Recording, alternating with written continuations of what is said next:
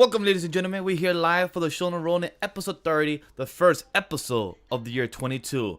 And we're here to discuss the My Hero, JJK, and for the first time in the month of the year, Black Clover. And if you guys don't know, we've spoken for the past couple episodes, we're reviewing Undead Unluck today. Yes, for the first time. So let's get the show started and let's see our lovely, beautiful panel for today.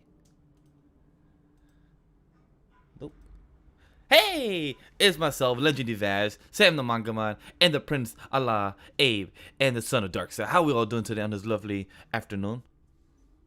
I'm good. Good. Well, morning for me still. Morning, afternoon, Westworld, evening, for anybody, time zones, things are confusing, but how we all doing? I'm good. I mean, good chapters today. All our chapters are coming back today. And then there's no more break. Now it's going to be consistently almost every week where we're going to get new chapters. But yeah. Yeah, I think the next break is probably like in mid-February, end of February or March, because I think there's like another holiday around us. So for now, we're going to be consistent for a while. And it's pretty exciting. You know, first episode of the year with 2022 the year. And just excited. This is first. We weren't able to go live for that Sunday for the first official for the year. And we couldn't do it from the next following week. So yeah, we decided this to be the first show where we're going to do we're going to be covering both chapters, or we're just going to talk about it, what happened so far. But yeah, honestly, it's been good back-to-back chapters for all the series. Like, I don't know how Abe will agree to this, but I felt like Black Clover from last week chapter and this week chapter, I felt like it was a better dosage, like reading it both together. Like, I feel like Tabata would do better as a bi-weekly series, because I felt like we went over it last week and then today's it felt a bit short, but whenever both of them together it felt much better cohesive. I don't know if you agree to that, Abe. No, I told myself last year that I would probably start binging this series, but it's habit for me to keep up with my Jones week to week. But this new chapter, if we do get to it later today, I did enjoy it. Really love just how dominant our favorite resident demon is acting, and I'm loving the team up with the captains, and Agreed. It ends with Asta pulling up, so I'm really excited for the next couple of chapters. But yeah, let's get into this Undead Unluck for real, because I'm excited. I love just the first two color pages of the chapter of them defeating the Umas, spring, summer, autumn, fall, and spring and winter. And then the end of the chapter 2, I like what they did there. I'm just really excited that we get to talk about this, because it's been a really fun, consistent read for me week to week. I've been collecting the manga as well. Already have the first 5 volumes and I have the next 3 already on pre-order. Oh, nice. They look, Undead Unluck is very, very, very fun. It's a good series, and shout out to Scuba Steve. I know he's a big fan of it, big supporter, and he loves to tweet and talk about it, so I know he's proud right now.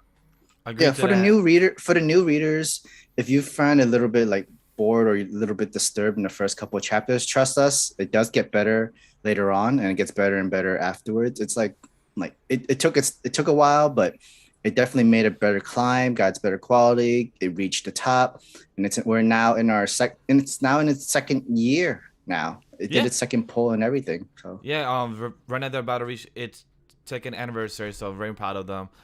For those that are new to the channel or those that are returning, we're here gonna be doing Undead Unluck, My Hero Academia, JJK, and Black Clover. The first series we're covering, like Abe said, we're doing Undead Unluck for the first time, so we wanted to give that the full spotlight as our first discussion and breakdown. And if you're new to the channel, hit the subscribe button if you're new. If you're doing the podcast feed, hit the follow. Rate us. We all appreciate that, and we appreciate you guys for being here and listening. So let's get straight to the Unluck discussion. Do we want to first give overall thoughts? Because I know this is our first time fully diving in to the conversation of the series. Well, I already gave my overall thoughts, so it's up to y'all. Like it does give a lot of story. There's actually a lot of emotion into each arc. Like you see everybody's little bit struggles. You also see everybody's problems, and like it's everybody's unique powers. It's actually really cool, very unique. and it's all of them have their own consequences because of it. And I actually like that in superhero stories. It's like not like a freak accident where everything was happy, like, oh, I got this superpowers, I could do good for the world. It's more like, no, you're getting these powers by accident, or some like some like horrible like event moment that you were training for, and now it's like it's been used against you, the killing people of who you care about, who you love, as well as being it's your own like weaknesses too. But it's only the person that themselves has to start adapting and start learning from it, where you actually see them grow into the character they become, as well as like the relationship they have with the other characters, as well as being able to fight the opponents in front of them. And I really think Undead Unluck has captured that uniqueness into its manga series.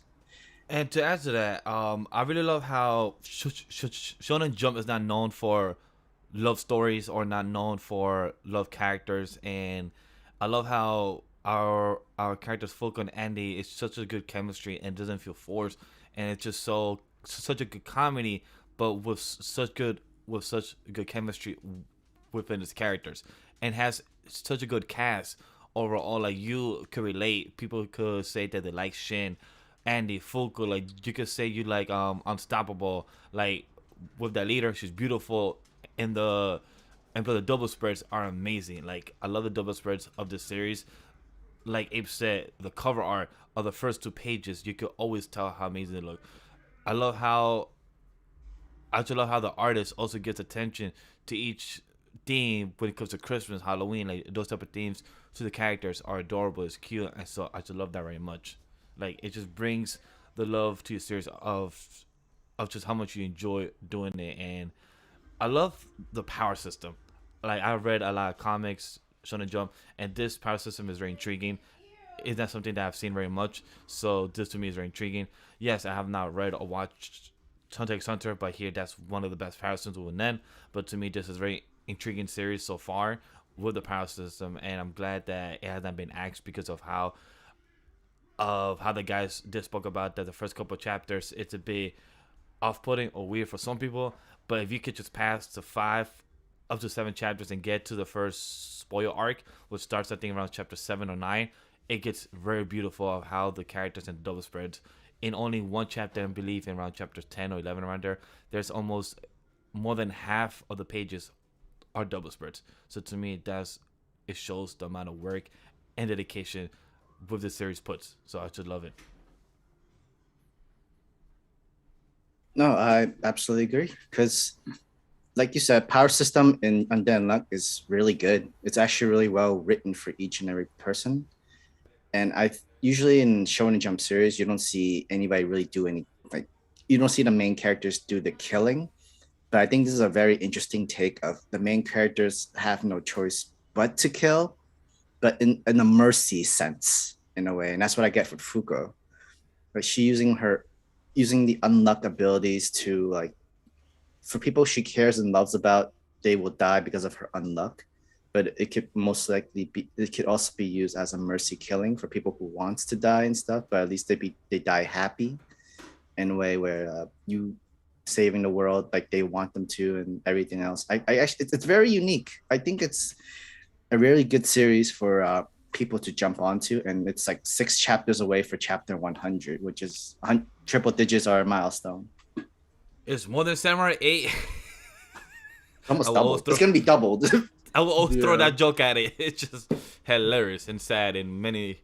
I mean, we're gonna go that far. Technically, all the Viz mangas from last year, that short new that got chopped, even add them all together, it's still a little bit less than Undead Unluck at this moment.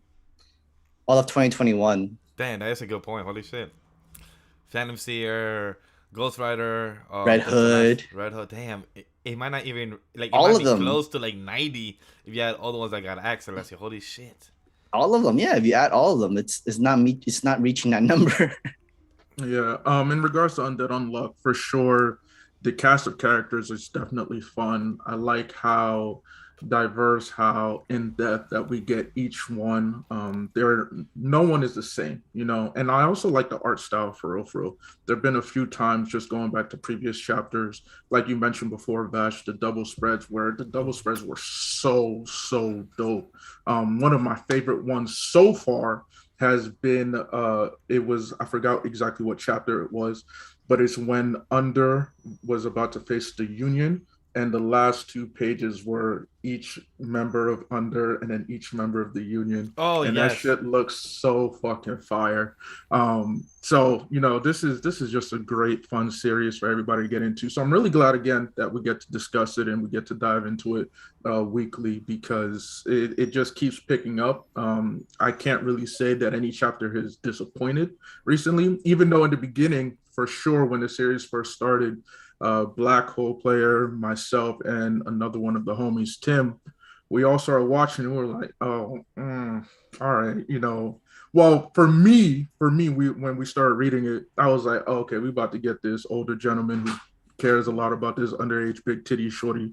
Like, all right, I mean, this like, may not last long. She's 17, but the man is like over hundreds of thousands of years like- I'm old. about to And say shit. he's way more than 100. He's thousands. He has been Thousands? loops around the world. I was like, oh, if this is going He lived multiple lives, technically.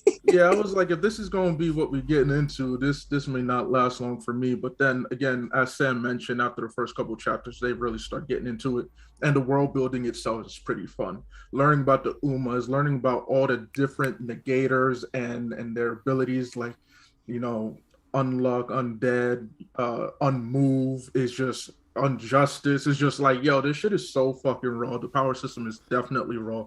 So again, yeah, I'm really excited for this. Andy, Rip, Fuko, Yo, Rip is dope. Billy.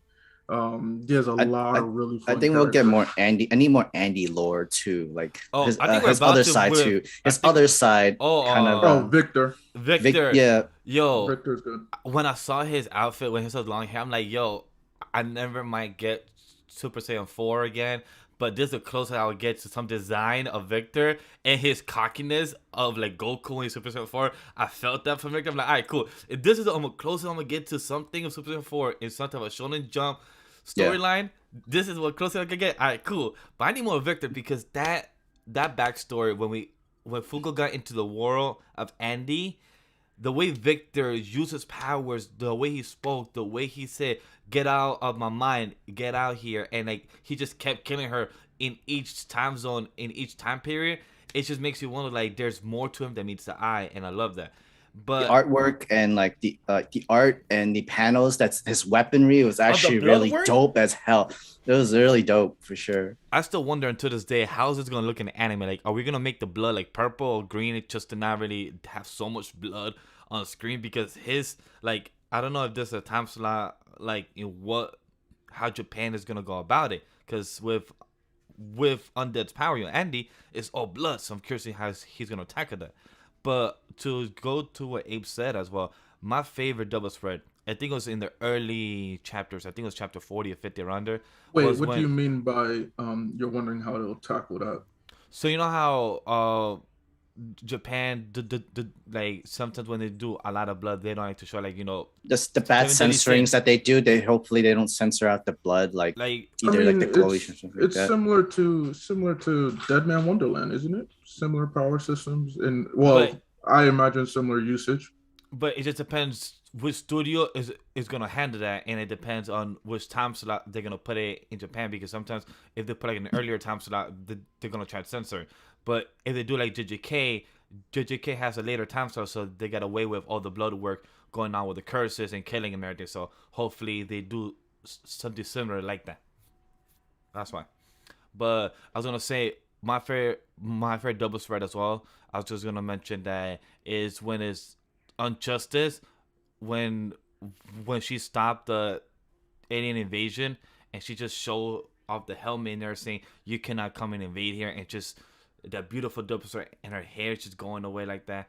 That is so far back, and I know there's probably much better double spread, but that's the one that's always stayed with me throughout this whole time, because I felt like that was such beautiful, the hairline, the detail, and just showing of how she's so confident in herself to just have the Injustice power, but how she's so strong-willed. So I just felt it. That is one of my favorite double spreads. It's very beautiful and very powerful about it. I think I actually like that the main enemy here in this series is God. Usually in like RPG video games, like first, okay, go kill a slime. Like last final boss, go kill God. And it's just in this establishment, yeah, God ain't shit. He's causing all these disasters. He's doing the rinse and repeat worlds and parallels and stuff like that. And like at this moment, yeah, man, God needs to die for this in this series for all this bullshit. And currently, it is throwing all these bullcrap onto Andy and to Fuko and to everybody into the world and shit.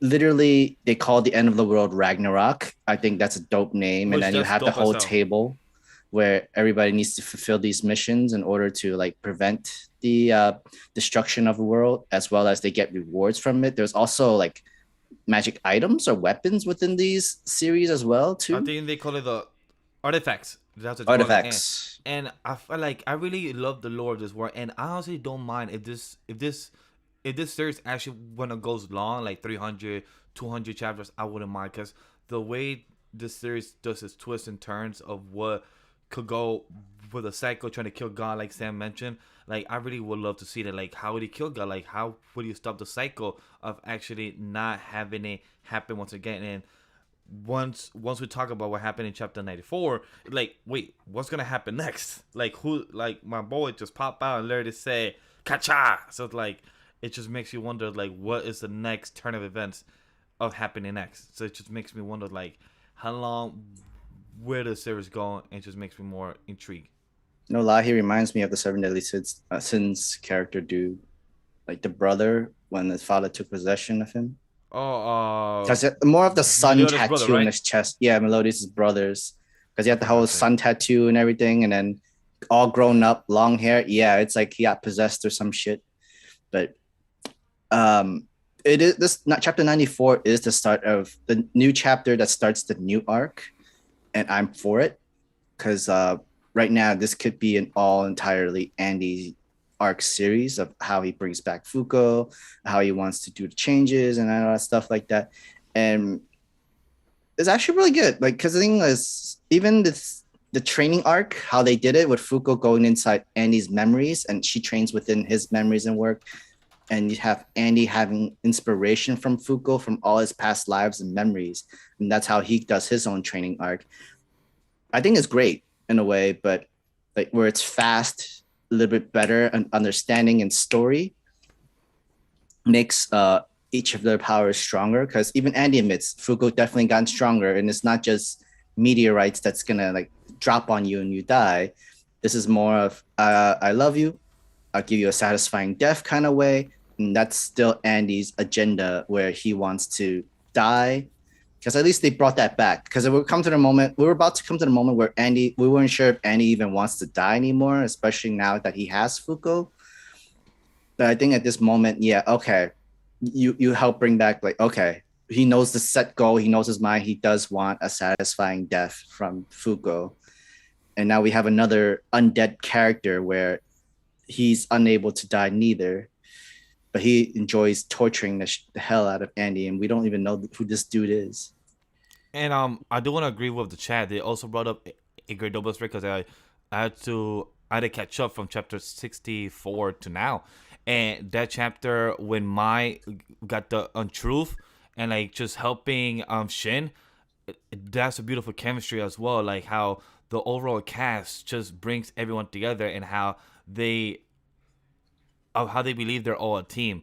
Like when Chad said like Mai just bringing herself much forward, because she felt like she was always like a side character with Shin, you know, she felt like she was always some type of burden, but she actually felt useful being with Shin and actually having the untruth power. I felt like it was such a good development, and to actually defeat the master that killed your sister, I felt like that's such a good arc with Summer. So I just felt like what? Oh no, that was Spring, right? That was Spring. Yeah, Spring. So that was a beautiful arc as well. So well, like it was the master at first, but then the master didn't want to kill Spring. It's more like he wanted to be the strongest, and the only way he became the strongest was to make his protege like just like him in a way, like okay, I killed your sister because I wanted you to get stronger from her death. Next thing you know, he unlocked the unmove. Was it unmove? Was his no, Mai or who? Was it mine? Mai got Untruth from Shin. Yeah. Okay, yeah. Untruth was the one that killed his sister. Yeah, correct. Yeah, and then luckily it got passed on into Mai when he died, and now you made him into a zombie kind of guy character. I think that was actually a pretty cool way to I'm happy outmaneuver the death flag kind of thing. Because how he died too was actually very noble. You have both Andy and him like blocking attack to save Mai and Fuko together. That was some sick shit. Yeah. And regards to getting back to chapter 94, yeah, I was really excited to see that again, that Andy's motivation hasn't changed. He wants to die. That's always been his goal. Yep. Every now and then they remind us of that. And now he himself realized that he'd been going about it the wrong way. Thanks to the previous, basically his battle against Spring, he learned that, okay, Fuko's power, her unluck, gets stronger when the likability is mutual, not just one way, which is the way he's been going about it. And so we have this moment where he proclaims like, yo, we're going to have a lot of fun together, saying that we're going to spend more time together so I can fall in love with you, because so far it's been she has fallen in love with him.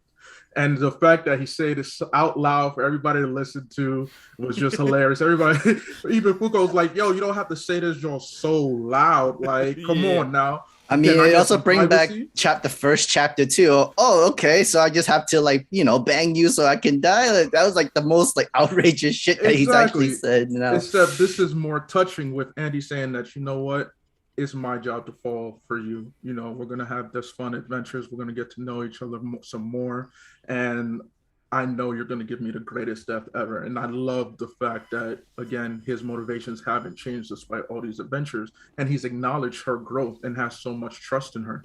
And then all of a sudden, for her to start to confess and profess her adoration and how she's really down for this, for her to get stabbed right there in the chest. Yo, and by this character with the sun tattoo, I was like, "Ooh, who this fool? Okay, I like this." And he's like, Andy, we don't get that luxury. No, is there a chance that he's a younger version of Victor? I don't know, because as far as we know, Victor is Andy. So for us to kind of get right, because or whatnot, we'll have to see. And I hope it's not a clone. So my guess is some version of God's type of minion, or God's son, or God's well, he definitely works for God for sure. Yeah, type of God's type of Lucifer, Archangel, something like that. Because the way he looks like a fucking half evil, half angel type of shit. So what are you, my guy?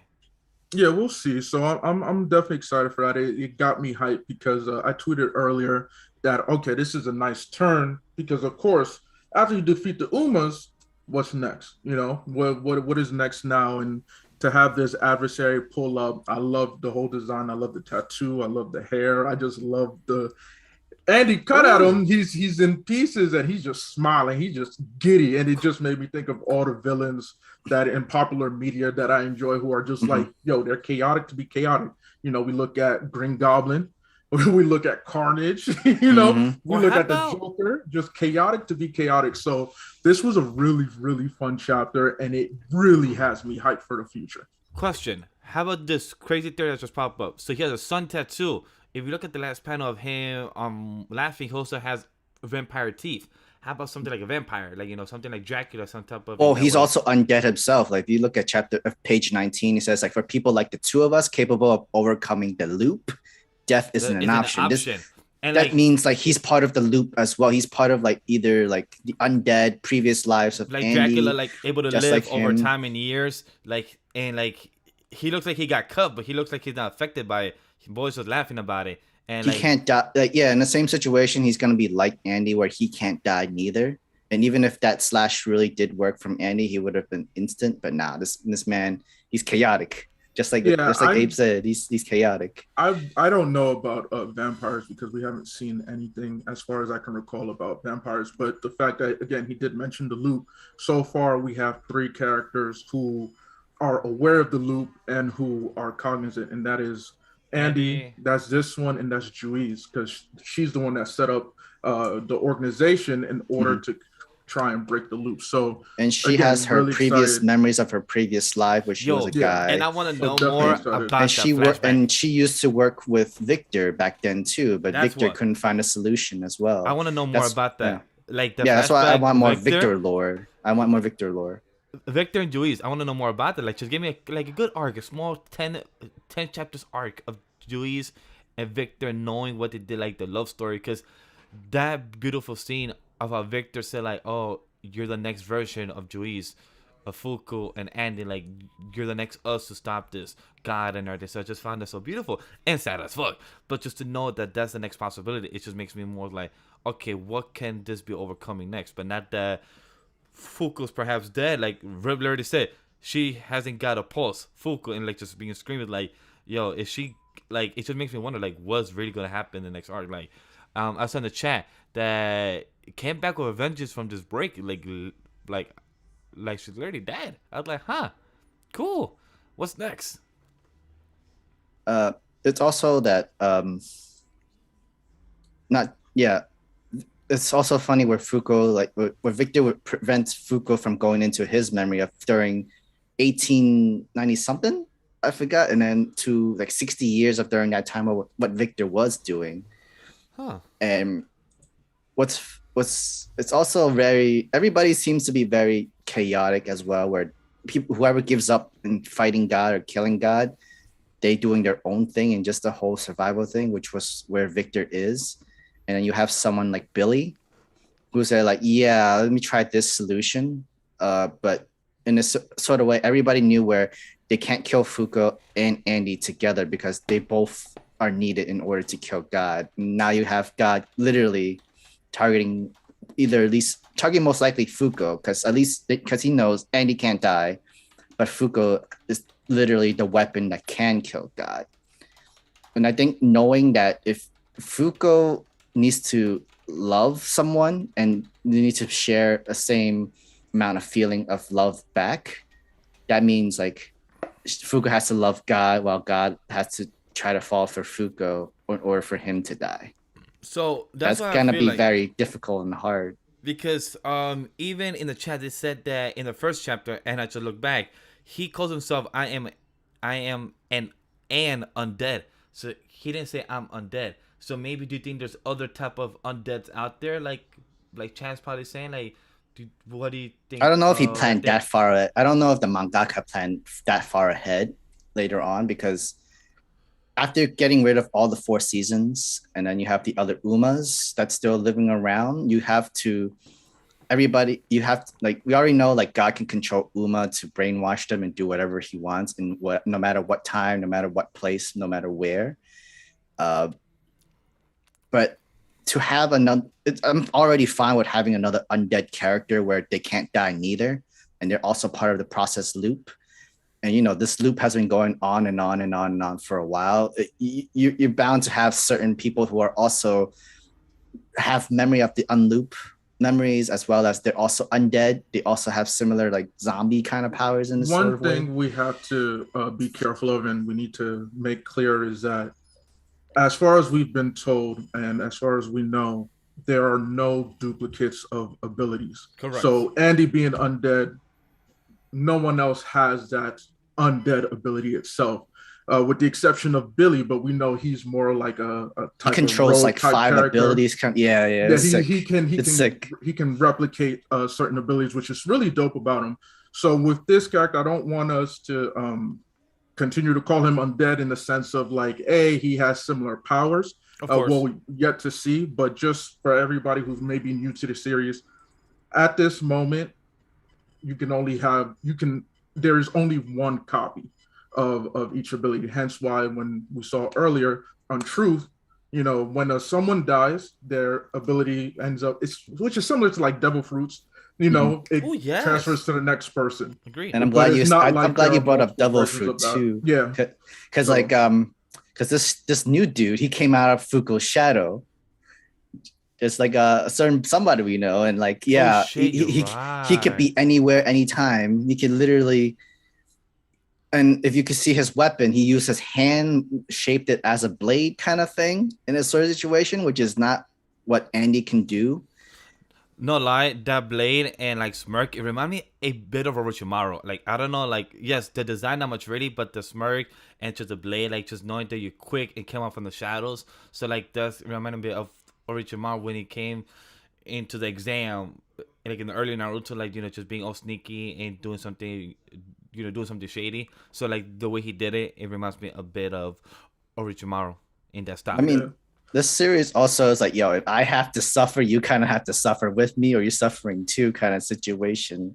Mm-hmm. And that's the chaoticness. Nobody really has a happy ending, like so far. Like but then they've learned where, like, yeah, we kind of have to be all in this together, where we could all have a happy ending. We just need to work together to fight God and kill him and shit, and just not like betray each other.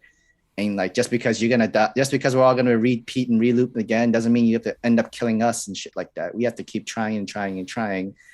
Henceforth, the reason why loops keeps repeating is because every time they try, they keep failing.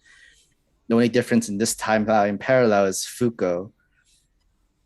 Yeah. So, is there anything else we want to say more on Undead Unluck? I believe with that shadow comment, now would be a good segue to JJK, because I have some things I need to say about Megumi real quick. I owe him an apology, that's for sure. Mm-hmm.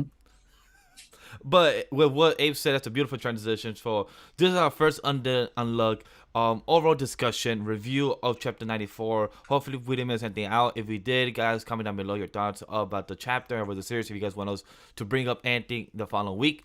But we will be reviewing Undead Unluck from here on further in every Shonen Jump review. So hopefully you guys enjoy our discussion. Hopefully you guys enjoy our thoughts. And if you guys want to hear more thoughts about us, definitely hit us on my Twitter. Our links are all down below on social media. But our next series that we'll be covering will be JJK and then Black Horror. And then I'm here to wrap the show. So, Abe, take it away because you started with a beautiful transition. Yeah, so one of the things I have to say, just to everybody who's listening, as a fan of JJK, the one thing I was never on board about was Sukuna's obsession with Megumi. I'm like, nah, Sukuna, you got Yuji. You don't need Megumi. Fuck Megumi. It's all about Yuji, right? And and I've been on the Yuji train for a long time, and I still am. But definitely, I would say, what about the last, a good 40 chapters, I've come to appreciate and realize just how special Megumi is.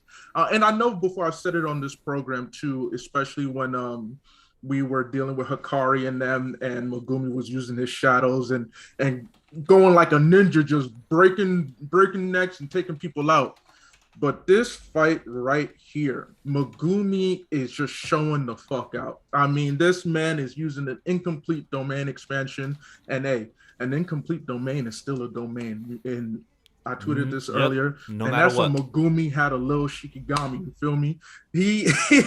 This guy is really just proving why. Okay, Sukuna, I see why you want this man, because with his abilities, and even though it's not perfected yet, just the intelligence, the usage, it's just so dope. And this fight right here, especially with how it ended, he's like, all right, it's a battle of attrition now. Let's see who can fight gravity the longest. I'm like, all right, man, this boy, man, I don't know. When Megumi gets his shit together and really perfects his domain expansion, it's about to be scary hours for anybody he faces. So yeah, I just have to give Megumi all that love and praise and tell him, like, look, Megumi, I'm sorry. I should have never doubted Sukuna and what he wanted for you. You're really showing out. Keep showing out. I was very impressed because like I actually thought Megumi might have perfected his own domain expansion by then, but now knowing that he hadn't completed also gives leniency into certain rules and certain maneuvering.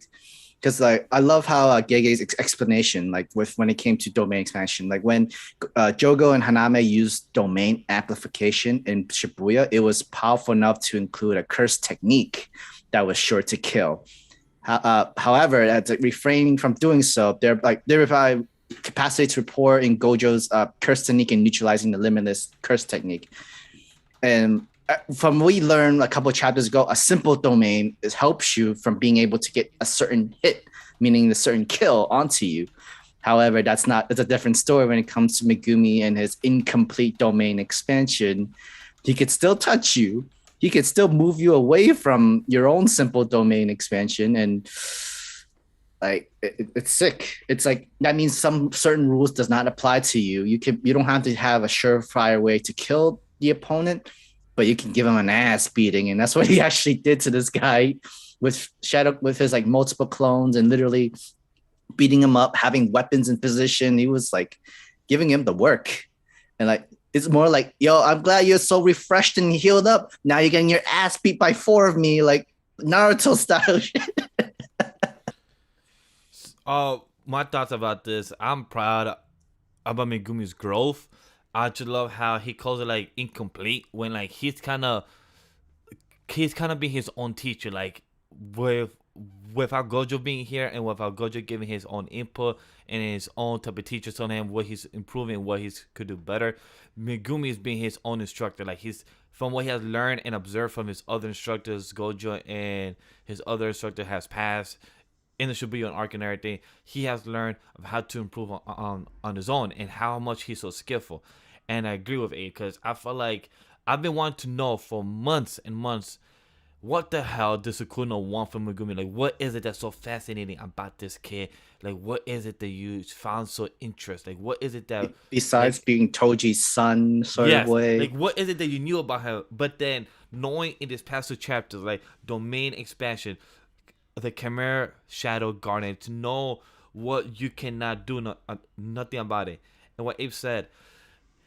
a domain expansion is a fucking domain expansion no matter what still. And that is props because even our boy... And incomplete. Yeah. And incomplete is still 1 overall. And it reminds me of our boy with the hands. I forgot his name. He also did a domain expansion incomplete. Back when he fought Yuji and the guy with the 7-3, remember? When he got the hands work. Oh, you're talking about oh boy, Mojito.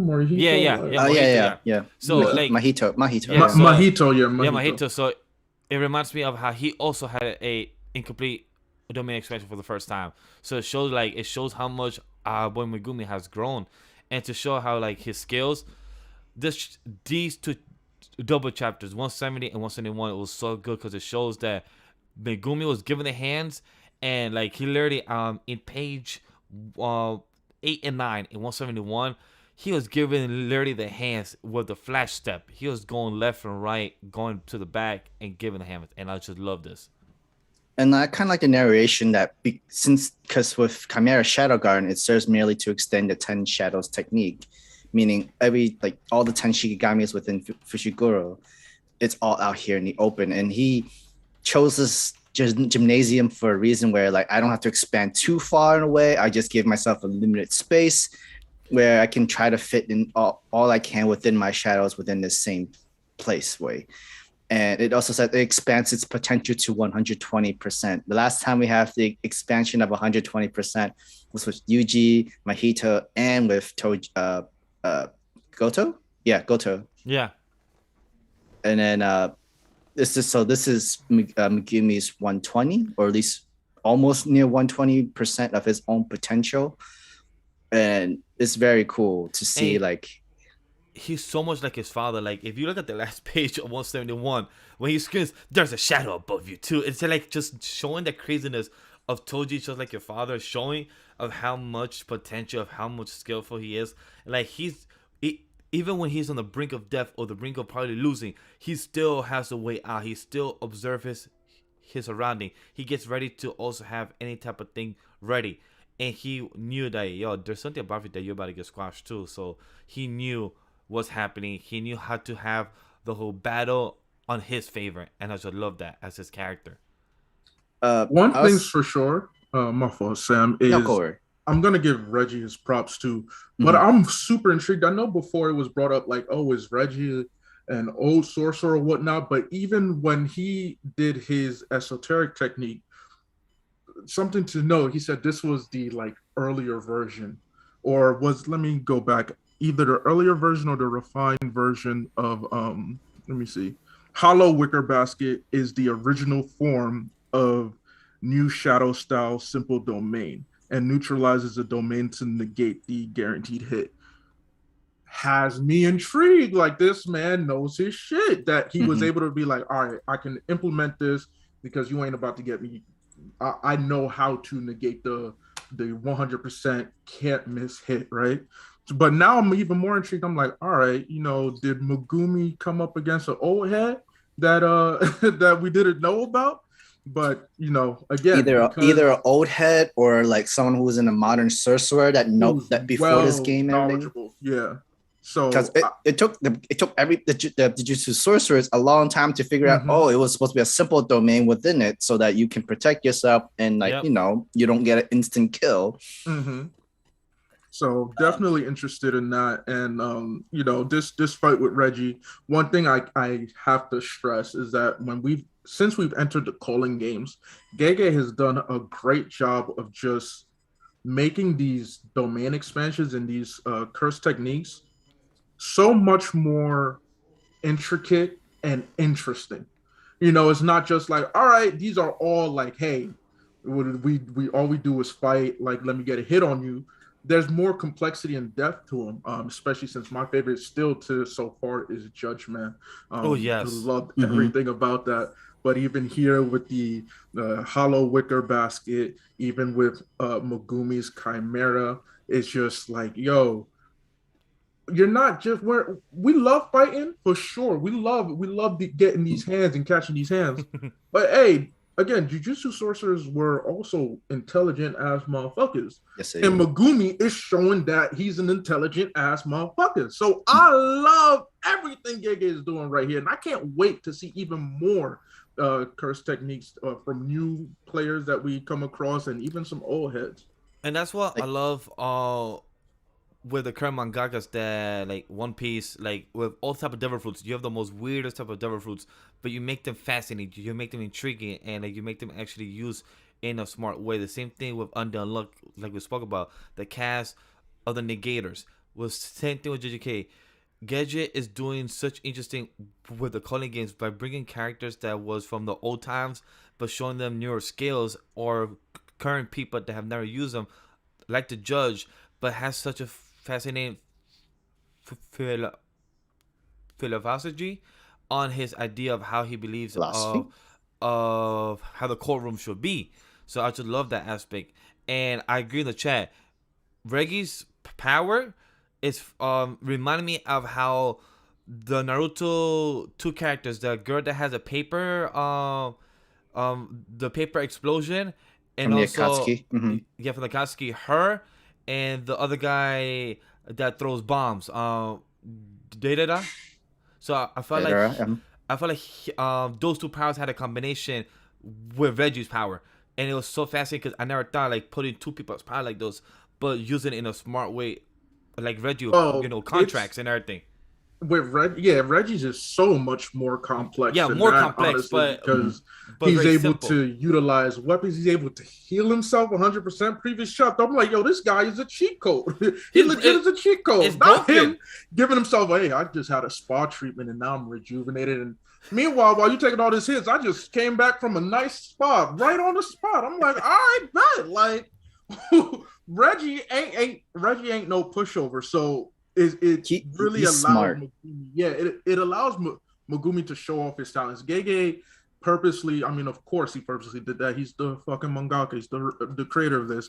But I appreciate that he had Megumi go up against a adversary like Reggie, because it's like, yo, if it was Yuji, even though Yuji had his own intellectual battle against Judgment and whatnot, Yuji would not be able to go up against Reggie. Reggie would probably have this man in the blender, and low-key, we probably need to holler at Sukuna to get him out of this. But pitting him against Megumi really shows us just how far Megumi has come, how intelligent he is, how strategic he is, and how just fucking badass he is. So shouts out to Reggie. Again, Gege is doing a great job this arc with all these characters and just the complexity and just the depth of them. We how we Gege all agree does that his opponents and adversaries and antagonists. They are not dumb. They can literally learn mid battle, which literally both sides can, wearing both advantages. And you have Reggie saying like, "All right, if he brings out this elephant, I lose half my what I can actually do." So we can all assume where he pulls out any receipt from his body or from wherever his clothes is, he gets that ability, weapons, or whatever that comes into it. I'm guessing like, yeah, I can't have water. I can't wash if these gets washed off, I'm screwed kind of situation. And it's because they both, for the past couple of chapters, Reggie have seen Megumi fought his like minions and couple of stuff. Like, all right, I know how much your abilities is, as well as Megumi one-on-one with Reggie so far. If all what he can do, I know what you can do. Even though we're still in one-on-one combat and fighting, we're still learning from each other. We still don't have all of our weapons and secrets out just yet. And I like that. It's meaning like, all right, this is like Shadow Garden wasn't my like final secret weapon. As well as Reggie, like, yeah, I still have a lot more in me myself. But if you're able to kill me before I'm even able to bring out, like, that's it. That's literally who has the last final checkmate move to kill the other person. And like with Megumi, he doesn't care how much he feels pain and suffer as long as he doesn't die. Same like his father Toji. Like, as long as I win this fight, I don't care I even die in this sort of situation. It's a crazy unhinged emotional from Toji, Megumi, and the entire family.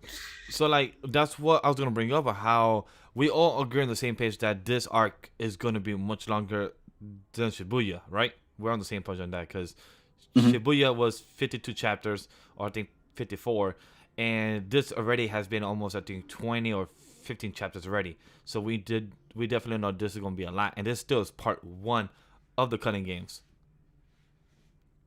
Yeah, this is more like part 2 or 3 because like technically there was still recruitment of Hikari and oh yeah, like probably part 2 of the cutting games, but this is Tokyo number 1 Colony part 11. Yeah, you're right. So this is, I guess, it depends. Remember, there's also different stages too. Yeah, so like there's different circles and stages of which character is in this circle, which character is in that circle. And then there's also Mai that needs to go into it as well as like developing what's outside of it. This can go on for a very long time. Besides being within the Shibuya, besides staying within Shibuya arc, everybody's around in Japan, in different areas and different culling games. Moral, like even after those games are over, they come to the strongest only survives and live and comes on to play another game, culling game between them. It's it's really never ending. I'm really curious of what's gonna be happening next once Megumi meets with Yuji and how everything's gonna turn out. Like, what's the next steps? Where are they gonna go next? Because they made a new rule, like they hope and plan to. Now, what's the next steps for them to go on? Like, are they gonna find more recruitments? Because we also have the other characters that we met in the previous arc before the judge. So I'm curious to see what is gonna be the next couple of steps for these characters. This is also very smart too, to learn more of what Chimera shadow technique as well, which anything that's within the shadow is his own shadow and how much he can carry. And then Reggie throwing out 3 cars and he estimate, okay, 2.4 tons, which is equaling to 3 passenger vehicles within his shadow. That's why you don't see Megumi with all these weapons and materials to use to fight. He need to save rooms for all of his Shikigamis and everything for his fight. So that is true. That I did realize that much later because I'm like, okay, so that's making more sense. But it shows how smart Albert Reggie is about it, because he's like you said, people learn during the battle. Like, you learn and improve during the battle because of what and who you're fighting against. if it's new techniques or old techniques, you have observed them enough during the battle. Especially since as we get to the end of the chapter, Megumi is like, say less than bet. And he's just smiling like a Batman. Yo, Megumi's showing the fuck out. He literally smiled like his father. You know, on demon time right now. Unhinged, just like, yo, I ain't dying. And if I am dying, I'm taking you with me, but like you dying first. He's like, oh, you think this gravity is, you think it's only gonna be me? Oh, my G. Yo, it's both of us. Let's see who about it, right? It's like, really, bro, this is my domain. This is my home. You think you can show me out in my home? Just like getting judged first, Reggie. Just like his daddy showing that BDE right now. He really, yo, Megumi, keep balling out. But yeah, overall for me, this was a fun chapter. Again, JJK keeps providing, and I have to say I'm really jealous of people who get to binge arcs, such as when people who decided to binge Shibuya, because going week to week from Shibuya was just like a heartache for me. It was just like, oh my god, like, bro. And now the calling games, the calling games, those who like to binge, who will be able to binge the calling games are going to have so much fun, because week to week I'm like, yo, the heartache, like, I want more. So, but overall, really good, fun chapter for me. Really good, fun chapter. Agree. For me, overall, last thoughts. This chapter 170, 171, it showed a great fight and the growth of Megumi. This man don't give up. He shows like his father Toji, and it shows the skillfulness of who he is as a character, and it shows that he's more than just the main character trio with Yuji. That he could stand as his own, and he could be his own man. And it shows that he could hold his own weight, and it shows that what Abe said in the beginning. It shows why Sukuna has interest in him. It shows that why he has a fascination of why he took interest many chapters ago. So very excited for her, and it shows that we're only less than 30 chapters away to the 200 chapter for JJK, and that's a big milestone. So congrats for that series. That once we get there, much later in the year. Sam, what's your last thoughts, overall thoughts of JJK? I mean, I always like Megumi. He's a lot more interesting story, and like for every character who want to compare to trios, they want to compare him to Sasuke. But now this guy's a lot more interesting than Sasuke. Oh hell no! And a lot more better abilities, as well as more interesting and more intricate, to the point where he thinks way beyond your imagination, way beyond what you think of what a complete domain expansion should be, way more than what everybody gives him credit for. And he's not even, and he refused to be part of his own family lineage where Toji is. He's like, nah, I don't care nothing. I'm gonna do my own shit. He don't care this is his own shit. This is him using his entire ideas, his own abilities, his own way of doing and fighting. And I'm all for it. He doesn't need any weapons. He got his shadow techniques and creatures. And we already know, like, he still has the that God kind of thing to play. Remember where his entire family had like 12 shadows of, like, they couldn't even kill or beat to have them command them. But what they could do is use it against their opponents and have their opponents try to deal with them, but at the cost of his own life. If that dies, he dies with it and shit like that. But I think we already know Megumi, he's not ready to like go unconscious or go down to the point where you're like, your opponent, I don't need to kill myself. I can handle this on my own. I have an elephant dropping onto the dude. And plus, chat even said it that I totally forgot about it. Our girl Remy could literally come in and say, "Yo, I'm gonna take revenge on Reggie and just kill her. Just kill him herself." If it comes to that, that means Reggie got away from Megumi, and the Scorpion girl is the one that like does the final blow, and she gets the points and credits. Yeah, most likely that's what happened. Look, dog, don't steal this from Megumi. This is Megumi's battle. I'm not a fan of that idea. It could happen, But this is Megumi's. Like we go let him have his moment. I hope so, but I mean, he's already killed someone else, and he already got his poison. So let's get some more bodies. He like his daddy. You forgot who his daddy was? This boy's we don't forget. Remember, he don't like his daddy. He don't care about his daddy because he left the bush. He like father, like son. He gonna be like his daddy regardless. Do you think his daddy would be like, yeah, no, people don't steal kills from Toji. Ain't nobody about to steal this kill from Megumi. Even if Megumi's gonna kill him, he gonna kill him. If he don't want to kill him, he not gonna kill him, and we gonna move. But don't steal it. Don't steal it. And like, I don't like to like bring out this fact too. Like every fight that Megumi, where like he brings out his 120% into every battle, he goes unconscious right afterwards. You think about it. That is true because he does look tired in the last panel, saying who's getting crushed first, Reggie. So that he does look exhausted. Remember when it came to that cursed spirit where it had Sukuna's finger and shit? Yeah, after he kills him, yeah, I'm gonna take a nap real quick. Yeah, he said I'm gonna lie down real quick. And then you're gonna have that guy with the hand sword, literally nearly killing Megumi before Megumi summons his big boy, and then he went unconscious. Yeah, it's supposed to be a whole me and you had to work together to kill this, try to fight this, but we know my family had no shot of this. So good luck to you. Went to sleep and shit, and like so he has a record of if he doesn't kill you, and if he's still alive, he'll just probably take a nap.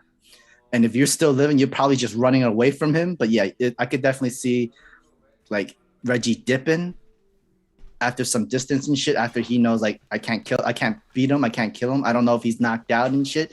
But I need to save for myself in life whatever escape plan I need to do, which is where I could see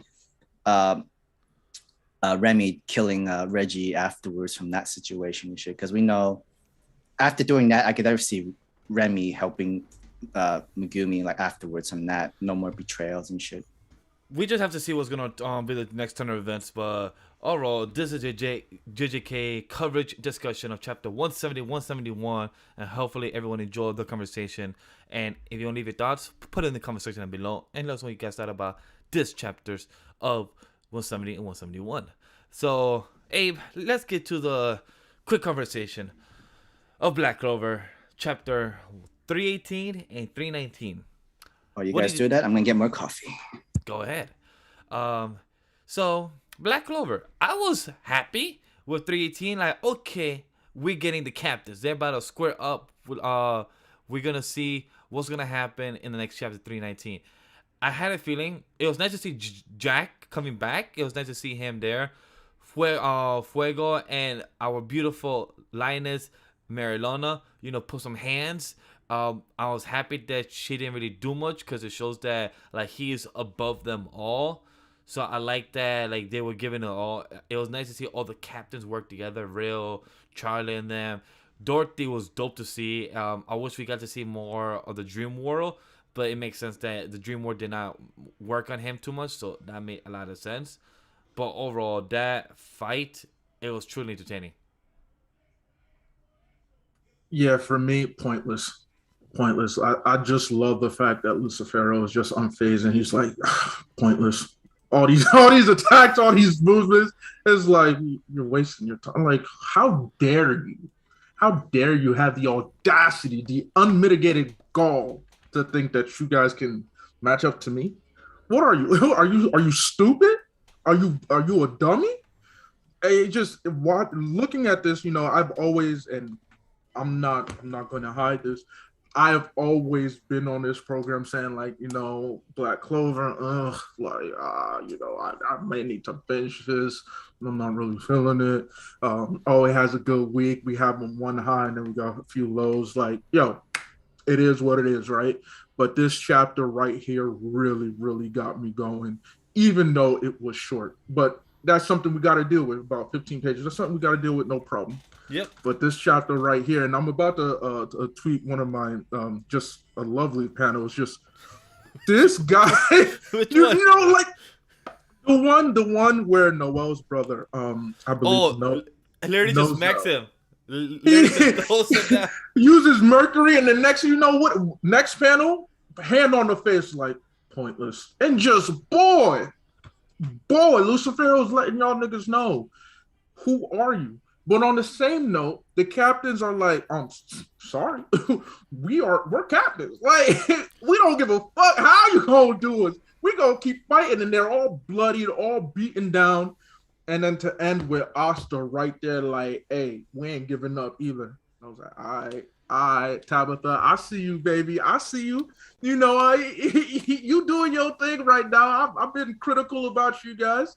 I've been critical about you for a while now, but this John right here, good chapter. Good chapter. Like, I'm happy, like, you know, I don't support seeing despair and depression out here, but like in Black Clover, I want, like, if you're having a demon, you're having a guy named Lucifero, you're having the higher end of the tier of demons. If you're having him come out, I better see him kicking some ass, and like these granted of the Magic Knight's strongest cannot do shit, and I'm happy seeing that. Like Lucifero literally has kicked their ass, and I love that. Like what Abe said, like, it was the nozzle. To me, that was funny as well. But what I was more enjoying is just to see Jack Real just being thrown down like rat dogs.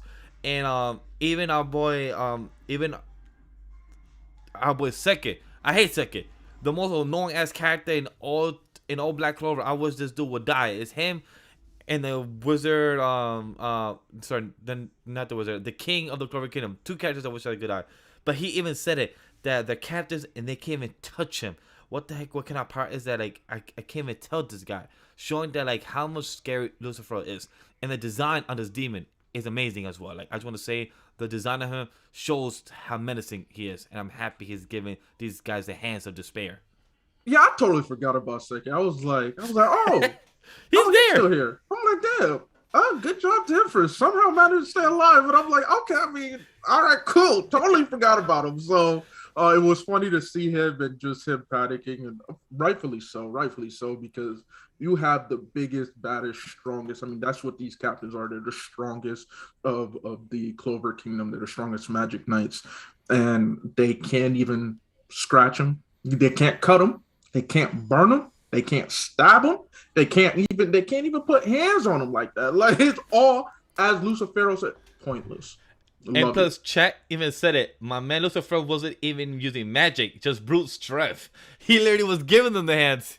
Bro, when Jack and Marileona came to attack him, he was looking like Doctor Strange out there, like, hey, I'm just blocking and his face stays unchanged. He's just pointless. Like, it's just crazy. Like, I was loving it. And yo, I felt bad for the salamander. My man salamander got the chokehold on the jaw. He's like, yo, dragon, you can't do shit either. Like, yo, you're one of the fire spirits that you're supposed to grant more extra strength. But I'm sorry, my man, you can't do shit either. So imagine if Lucifer actually uses magic, like his presence actually more. I wonder what's gonna happen next. Like knowing that he's finally out. I don't see a way to actually do something about this. Like, I hope there's some despair. Like I hope somebody dies. Like, I don't know who would die. Like, okay. So you on my train? Whereas, like, hey, somebody better, It has to. You literally have Lucifer here. Because people don't really die as much, and so true. I don't care anymore. But as long as Lucifer doesn't go out like no bitch, I'm cool with it.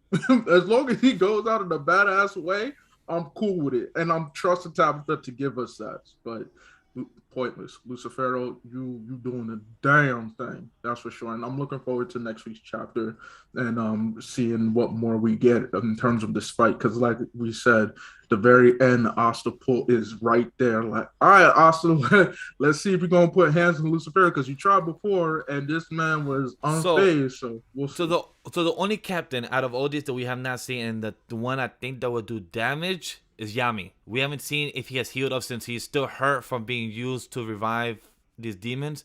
The only one I think that I should do damage is Yami, because of his black magic, his dark magic.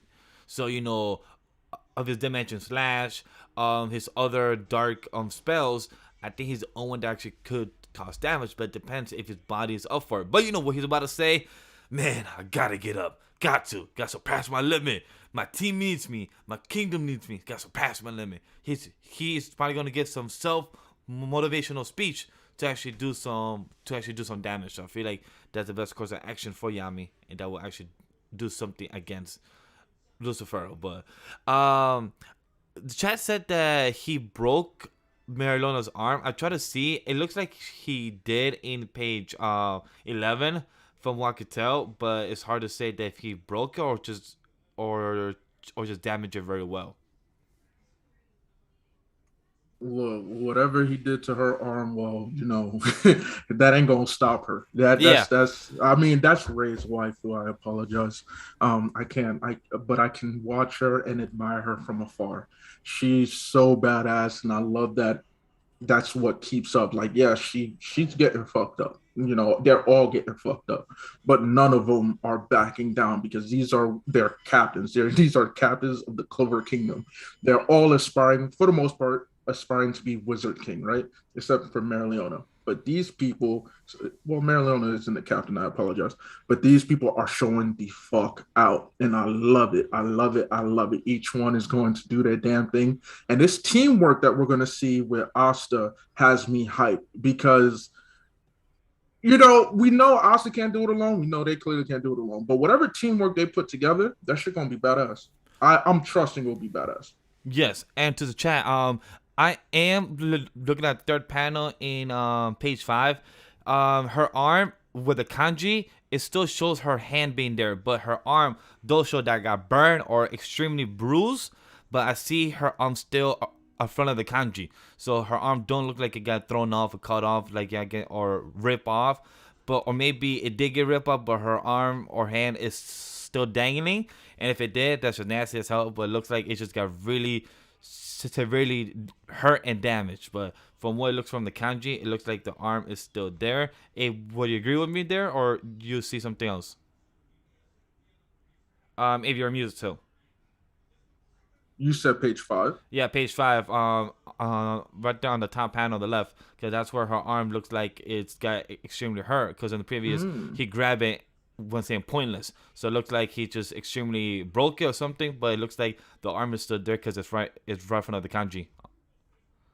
You know what? I think that's because on page 4 you see him grab it. I think that's just like putting the pressure, and I wouldn't think, because she's in full fire mode right now, and it's just showing that imprint. I wouldn't say that it's broken because it's still attached. If anything, it's just a very severe bruise. I don't think it could be broken, but I don't think it's anything aside from that. She still has her hand. I don't think she's about to lose it. And we will get like a better picture next week. And we did forget, there's the other small devil that's just watching all this happen. Like this other small devil is literally, I think it's Benjicula or this other small devil there just watching all this happen like it's nothing. Like, so even if they stop Lucifer or do something, this other devil is just stood there just waiting to see what goes on in this main show, that this devil could just literally leave, add more damage, add more fun to it. So who knows? So I'm loving this. I want Big despair. Facts. I want Big death. Facts. So we'll see what happens. So let's move on to My Hero. Welcome back, Sam, too. Let's move on to My Hero, which was another good chapter. Yes. So for chat, Blackrock discussion has, and the next time that we plan to talk about it is January 30th or a month from now. So it depends how we feel on the next chapter 23rd and the 30th if we do want to talk about it as a double chapter.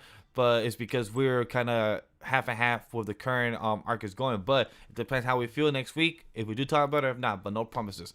Bi-weekly or monthly, we do plan to talk about Black Clover. So we will see you guys on the 30th for a Black Clover coverage or the following month. So we appreciate that. But now we're here for the My Hero discussion of chapter 339 and 340. Is that correct? Yeah, 339, 340.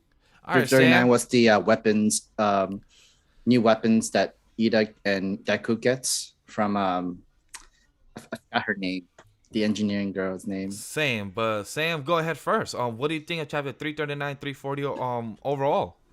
I mean, yeah, it's still the planning phase and processing phase before like the final like war between like the heroes against the liberation fleet or the League of Villains kind of situation. And it's technically playing out the same way we've already knew what was going to happen anyway. You're going to have to split up the villains away from All for One and Shigaraki All for One mixture combination in order for you, like, Deku to have like almost an even playing field. And they are now aware of Stars and Stripes quirk. And now they have to factor in, we're going to have to assume that Stars and Stripes quirk is like he's able to use it or somehow like contain it, or at least not like that was the dangers of it now. But it's already going to be playing how we want. We know what's going to happen. They establish Dabi. They have to separate Dabi from them. We already know Endeavor and Shoto have to fight him. They have to like push out Toga. Most likely it's going to be Iraka and Frappy, maybe another student that's going to have to take care of her. There's also Splinter. There's also Mystic. Or no, Mystic's got captured. But it's already like playing like how we are going to be seeing in the long run, where everybody can have their own individual separate battles and fights, which is necessary because each character has story built within each villains and stories. And we've heard both sides' story. We both where each other is coming from. Now it comes to the point where like whose resolve is stronger than the other, and what's going to be the after effect of whoever wins in that certain fight. Which, while I can definitely see My Hero Academia going almost near 400 chapters, because there's still a lot you can write about and talk about for each individual characters and their resolves and their own fights. And that's what I like about Shonen Jump in that sort of way, where we both know where each other's coming from. We both know like we have what we believe is the correct answer and what is right. Is whoever wins, whoever comes out on top gets their story told and gets their own resolve, their own truth and their own rights goes above them. But at least the heroes, they know, no, it's not just our resolve. It's also, we also have to sympathize our opponents, sympathize where they're coming from. And we better help them. We are helping them with their journey to, see from our side perspective. We're not going to imprison them like we did in the previous Hero Society. We are giving them a better chance of a better life in human society. And that's what we can kind of see with Ayama and Aizawa Sensei too. It's like the students here, they all support you. They haven't really all abandoned you. They're all there for you through thick and thin, even though you've betrayed them. And I don't give up on you because not just because I'm a teacher, it's because it's how I am, because of vigilantes. Aizawa Sensei knows that he can't give up on his students, and he can't give up on people. He will always give them a chance to redeem themselves, and he would never like expel his students. He'll use it to threaten you, to involve the fear in you, to make you work harder. But at the same time, like he would always be there to support you and like have your back and everything. Like even if you were to turn in your like dropout resignation, Aizawa would never even submit it to the principal. Like he'll be back. I'll watch him from the shadows, but he'll be back. I haven't given up on him yet. And if the other students haven't given up on him, then it's really all up to you yourself, where you have to face your fears, rise above it, and yeah. So that's like, why. So go for it. Beautiful overall thoughts, very detailed. I was gonna say like my favorite moments of chapter 339 and 340 is 339 is the way she told Deku and Ida, like, you heroes have your own way of trying to solve your problems in the outside society. We have our way trying to help you guys. Like, we are doing our part and you're doing your part. Like, not everyone here feels very useless or very hopeless. Each of them have their own way to help the society and community, and I love that, because that's anything that anybody could hear, that each person is really serving a purpose. And in chapter 340, my two favorite moments is that when All Might says that I trust Aizawa, that he will make the good, like the good choices. He will make the good choice of to know what is right and what's wrong. And two, that last panel when our boy is literally doing the Spider-Man pose of literally running out of a tree, our boy Shinso with the scarf like Aizawa, and I just love that to know that I think it is like, his. No, I know, but like inspired by the scarf of Aizawa and everything, and just to know that with Shinso, we have access of, hey, with Shinso, wasn't he supposed to join UA, class 1A, and like asking this type of question. But I love how Hori doesn't really keep us waiting too long, but also like it makes us know that he's putting every piece together. Like Chad said, that the final act of My Hero is really coming to close and is wrapping out very nicely how everything's coming in together. So I love it so far, but that's my overall thoughts. Abe, what's your overall thoughts of chapter 339 and 340? So Aoyama is in a very, very unique predicament that I'm appreciating Horikoshi's given us time to really explore. Another quirkless boy given a chance to have ability and to fit into society, except things didn't go as well, right? We're worried that, okay, did All For One bug him like he has done every other pawn of his? And we're seeing this internal conflict, like, that statement he said, the more faith my classmates have in me, the less faith I have in myself, because now with that pressure, I'm more concerned about what happens when I do come face to face with All For One. Will I fold? Will I betray them after they believe in me so much despite the betrayal? I really appreciate Horikoshi really giving us this psychological aspect, and then having Aizawa basically be that continued, similar to a mentor, that mentor role where he's like, yo, I'm still your teacher and I'm still going to fucking support you. Like, I'm sorry, we're going to use you like All For One. That's just the game. Chalk it up to the game. But it's very true, though. He's very honest about it. He's very honest, but he's like, you know what? I am never going to abandon you. When we talk about mentors, role models, teachers, Aizawa is up better than Kakashi. I won't get into that discussion, but Aizawa's up there. He really bowed it. So I really did enjoy this chapter. I'm really excited to see just, Aoyama's redemption story, because to me, he's always been such a minor character and someone I didn't really care too much about. Although I found it really weird ages ago when they had that moment between Aoyama and Deku back in the dorm, and it was a bit touching. I was like, what's the meaning for this? But now we see later just what Horikoshi has in plan for him.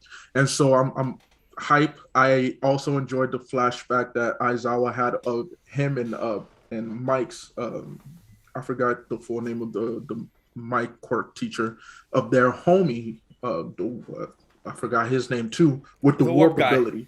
Yeah, and just how Aizawa's like that sense of I don't want to say guilt, but I feel like there's some guilt, but definitely that sense of responsibility, and how he doesn't want to turn against him, but also it makes me so much more intrigued. Why didn't All For One, implant a bug and something in here to prepare for his betrayal? Fear is I know, but fear is powerful, but All For One ain't that simple. All For One has contingencies upon contingencies upon contingencies. He's not just going to keep it simple as like, fear is going to keep him in line. So I'm very intrigued. We've always known All For One is playing 4D chess. Everybody's playing checkers. This man is playing 4D chess. So while people are like, hey, he just used fear, let's get it working, Aizawa recognizes, and so does All Might, like, hey, there has to be a reason. And we can't assume that we know everything. So I'm really, really curious as to this chess match that we're continuing to see, and what exactly All For One has in store for this. Because if we could simply chalk it up to like, simple fear, All For One ain't that stupid. If he left it up to that, he wouldn't be lasting this long. He wouldn't have been such a menace as he has been. So there's more levels to this shit.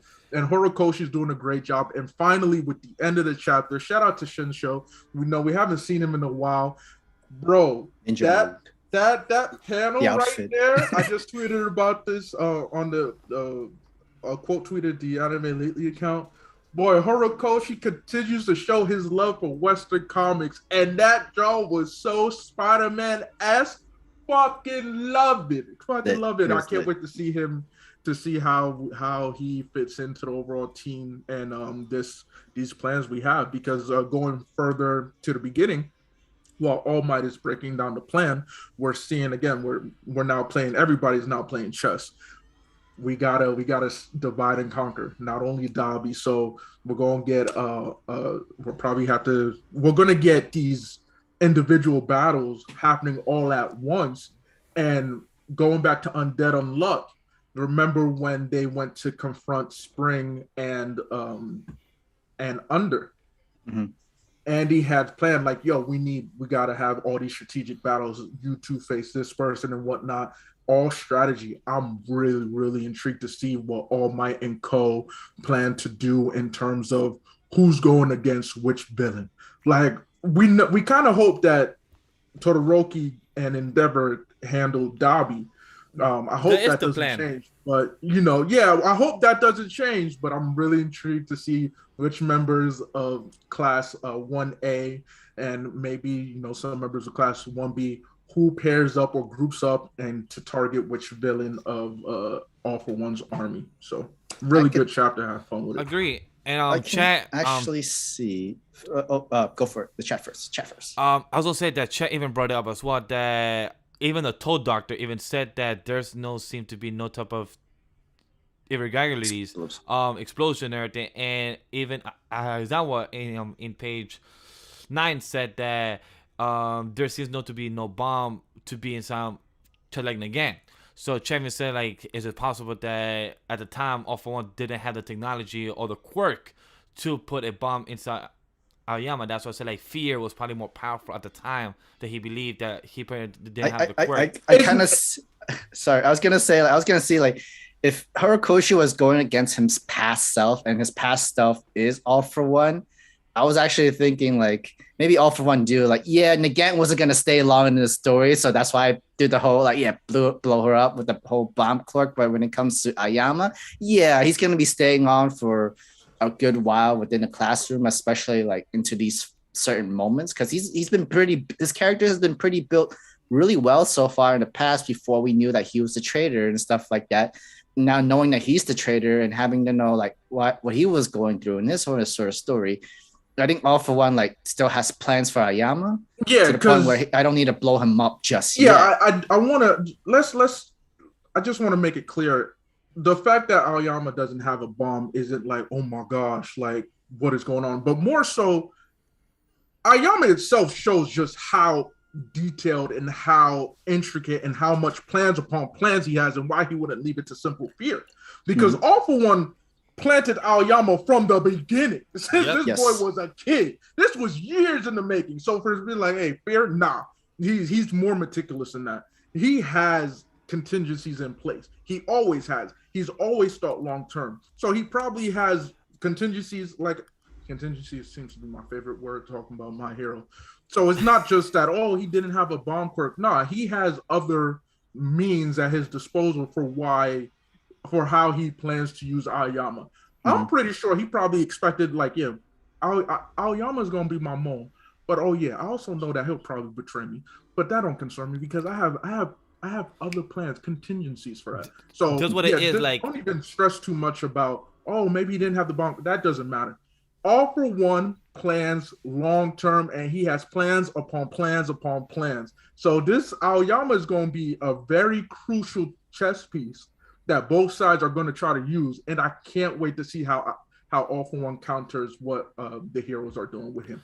That's what I feel like is going to be with Aoyama, because we all agreed that there's a possibility that there might be another traitor within the school or with the armed forces, because in the earlier chapters, in the earlier chapter of 340, All Might explained the possibility of we have to split All for One and Shigaraki. We also have to split Dabi and the other main forces to take them out. Splinter, everybody, yeah, one by even one. Even in Nomus and even stuff Nomus, like that too. But All Might even said that, and also with Hawks, that we brought these certain people because we trust through situations and actions, and we trust you guys because we did our own type of investigation through your background. But what happened if All Might did All for One did such a good job to hide his other trader in the cops in the armed forces because it's a possibility. So stuff like that could still be a chance where one of these people in these rooms could also be a traitor, and we don't know that. So this information could still be leaked. And I love how the Wild Wild Pussycat is still here, and she feels that she's kind of guilt and responsibility that her quirk is still being used technically for evil because that's her search quirk. So she feels responsibility that she still wants to help in some way, shape, or form. And that sucks, because that's a lot of guilt, knowing that your own quirk that was being used as a hero now is being used as a villain. It's good to know that she's more than her quirk. She should be a whole office lady and a whole analyst and stuff like that. Which makes sense, because if her quirk was to locate people, like, you know, you're gonna have to do the other side of work. Just not just like locating the enemy and everything like that. It's also some recon, some maneuvering work of how it was, stuff like that. She still has a purpose, even though Hawk's convinced her. Yeah, it's not that we don't trust the other Wild Wild Pussycats. We just want you yourself, because you know more about your own quirk, and you probably know the most about your own weaknesses that we might actually use against All For One, All For One Shigaraki sort of thing. I actually like the idea that Aizawa told Ayama, like, you know, even after this war ends and we win, there's a good chance you're not going to be invited back into like UA anymore. I love that. It's sad, but it gave him a taste of reality, because Aizawa was smart. He knew that how can you get rid of fear that's already established there is take away that fear with new fear, knowing of what the people you want to go back to, your friends, to your friends that gave you the hope, the hint to you also can still be a hero. What way can you take that fear that All For One gave? Let me install a new fear that if you don't change your way now or do something new, you cannot come back to your old friends. So I love that it is extra weight. It is extra weight though, because you kind of gave him an ultimatum where you can help us in the hero society, help us in your students, your classroom, and the other heroes, and you don't let your friends down who have faith in you still, who still hope for you. You don't let them down, or you let them down. Your fear got the best of you, where you couldn't betray All For One, and you let your friends down and everybody down. Like which guilt can you live with? Letting your friends down, or being like letting your or you know, getting killed? Either surviving the aftermath of all this, going through your fear, your struggles, and everything down. It's a very huge ultimatum within this sort of stuff, and he has low self-conscious, so much fear unto him, less confident into him. Man needs Kamina in his life. He needs to, like, he don't believe in me that believes in you, believes in the you. Don't believe in the you that believes in me. Believe in yourself who believes in you. Man needs Kamina in his life. And I love the foreshadow possibly in page 13 that if Aizawa is talking to Ayama, like talking about trying to look back and, you know, start a new step, I wonder if Aizawa has broken into his warp friend. I forgot his name again as well. Like, Abe, I wonder if he's gonna bring back his warp friend, and if that is their type of secret weapon, like using the warp guy as to get to each person escape from the, I think All Might said, I think 10 meters away from All For One and Shigaraki. So I think that's the goal. Maybe warp each people away to different places. That's a possibility. I mean, Shigemuro, Shigemuro, yes. Yeah, the shadow dude. Technically, he hasn't responded to his name or anything after Aizawa and Mike had connected with him, be able to talk. He was now silent throughout the entire time afterwards. We did get a recap. We did get a recap. We did. I forgot about, yeah, like he just haven't been responsive afterwards. After that moment. I mean, there are plenty of ways to bait your opponent, especially when it comes to Dabi. Just bait him with. Unfortunately, you're gonna have to bait him with the family. Unfortunately, the Tokoyami family, where like, oh no, like you could put them in danger. They're all at one spot. Dabi would do anything to fuck with Endeavor in any sort of situation way. I'm excited for that because the family is gonna have to be involved within that fight. That it's gonna be it's gonna really suck that they're the bait for Dabi, but it was the only way to separate him from like All for One and Shigaraki and that sort of stuff. But that's how the fight is gonna be. It's a whole family affair of drama and fighting. It's gonna be hard. It's gonna be harsh. It's gonna be very curious. Abe, any last thoughts or any comments about what you think could be happening next, or where we could go with about Shinso? Because this is part 3. So do you think there's gonna be a part 4, or do you think we're going somewhere else next? Well, Horikoshi has it all in store. So all I can say is that look, I'm just excited for how Shinso is going to be utilized. I'm excited for the implementation of these plans and what we get next. I'm excited for the fights that are about to occur and just the strategy. And of course, I'm excited to see how All for One will counter all these moves. That's for sure. Today has been a really, really solid day in terms of the chapters that we've covered and plus more. So I'm happy as a fan of all this wonderful manga that we're receiving. I'm super, super excited. Great as well. My last thoughts in a row. I can't wait to see what if there's a transition for Aizawa talking about Aoyama, saying that anyone would be, which is why I'm also you're not the only one I'm putting this path on. If that's meaning that Aoba Shinso is gonna be being a teacher has helped me Aoyama, planted seeds into other people as well. It leaves the path that we're all going to be walking together. well, that is one thing I was gonna say as my number 2. My number 1 was what I was trying to say is that maybe Aoba Shinso is gonna be helping Aoyama using some brainwash to help him contact All for One and give some false information, but Aoyama probably him trying to lie, he'll break down. So maybe Aoba Shinso will try to have his body calm down more and have more easier lie to All for One. That's my guess, or maybe my third possibility about that. See, I don't think that can happen. It has to be Aoyama himself that needs to be able to face his own fear. But in the end of the day, which sin can you live with? Betraying your friends in the past, but you help redeem yourself by helping them?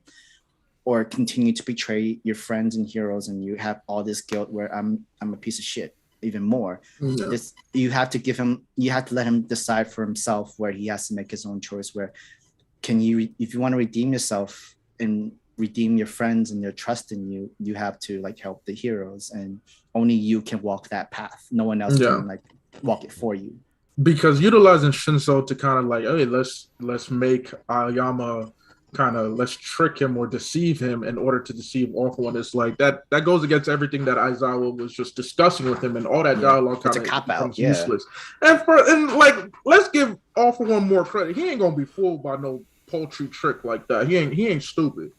He didn't get this far to be simply fooled like that. He did. I know for a fact he's probably aware of such a move. And again, this is why I can't wait just to see how he counters whatever All Might and all the heroes plan to throw at him. And like we already know, like Shinso is more than just his quirk to brain control people.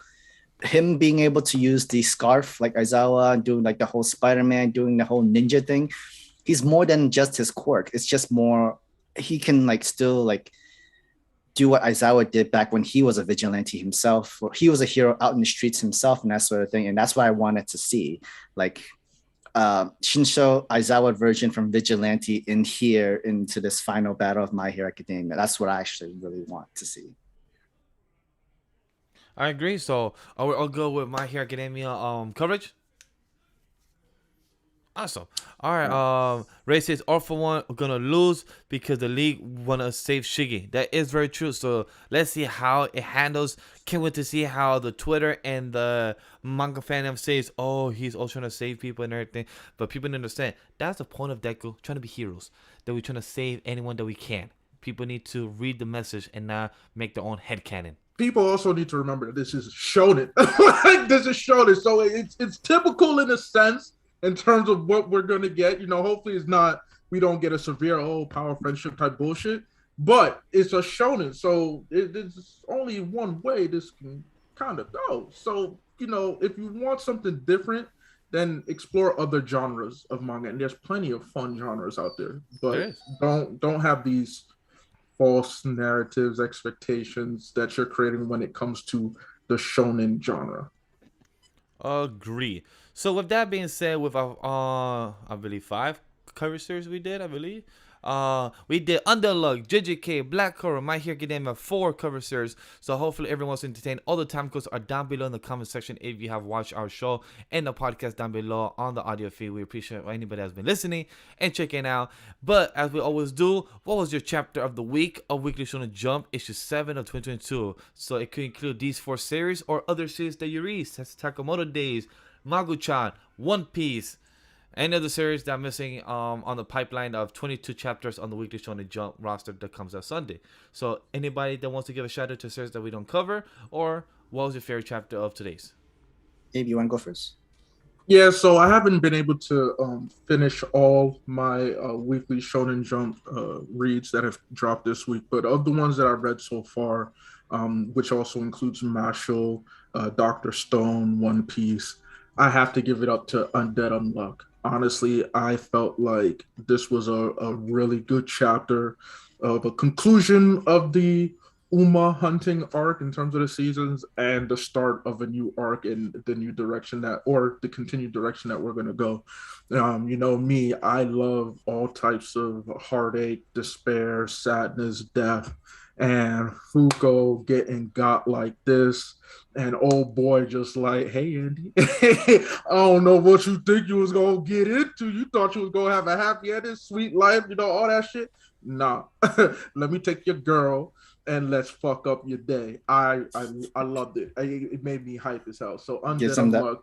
Oh, you realized that you needed to love her. Cool too. Yeah, like, I'm just gonna get rid of her, so you don't do that. I can't have you being happy out here, Andy. So it was definitely my favorite chapter of all the series I've read so far today. Sam? Okay, so there's a lot of good chapters from today for sure. JJK had the more character of Megumi and his abilities and expansion. My Hero had the world of planning, gives you an idea, gives you some hope of what to come in the future. Sakamoto Days actually did a really good job with the old man, because when one series arc begins, another one ends. Sakamoto Days just end their arc so far with this fight. You know, old man had hands. No, he had the sword. He's the master assassin when it came to Sakamoto Days, and for sure, gives you a look of who's the big bad, and who might actually be the final boss of the series. There is things to come by for Sakamoto Days. Ayashiman still doing really good job on its story in this series and its build up. Even though our main character loves to break the fourth wall and sort of stuff, but in his own unique way of. Yeah, I'm also an avid Jump reader too, so I'm actually with you guys, but instead I'm actually in the story. I'm actually very OP myself with strong human fighting abilities as well, but in this situation I'm fighting against demons and monsters and ghosts in a mafia yakuza sort of environment, so I'm with it. Like, yeah, I'm with it. It's like a fourth wall character coming in and fight. I'm with it.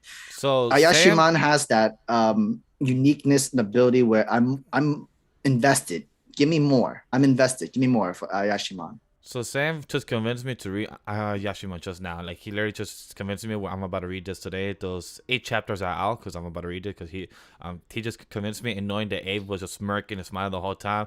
And by the way, I just noticed that Abe has a really good smile too throughout the whole show. I was like, wow, I should like stare at his smile. So it just made me like, you know what? I should really read this series because of how great it sounds like coming from Sam and everything. With in the comments of Bakayaro said, like, yeah, Sakamoto Days for within longer term, midterm, yeah, it's Sakamoto Days. The new Super Juniors of series is Ayashiman for sure. All right, so I'll definitely check it out and see what's up with that series. But for my favorite disease, I will give it, not being biased because I actually read it and cut up, but it's Mission Jujutsu Kaisen Family. I love the comedy, and I love the development to boy Nanano. Like, it gives a development of him as a character, and it's just a comedy because, like, I love how a series could be so heartly, but then show a bit of horror, but then it'll show comedy there, and then show a bit of development. So I just love how it just brings it so genuine, But if without being biased, if you want, because people like to call it right, it's definitely JJK. That was my favorite chapter. Alabama That's my heavyweight. the incomplete domain expansion that is dope. OPSL. So JJK, Undead Unluck. I can't wait to see what the hell happens the next arc. Like finally I cut up. My next series like 10 chapters now behind, because before I was less than 30. Now 10 is my web show, but I see what people were talking about, that it was kind of not falling off in writing, but it just felt very stagnant. That felt the same rinse and repeat. So I get what people were talking about. But overall, JJK and Adventures of the Family was my favorite.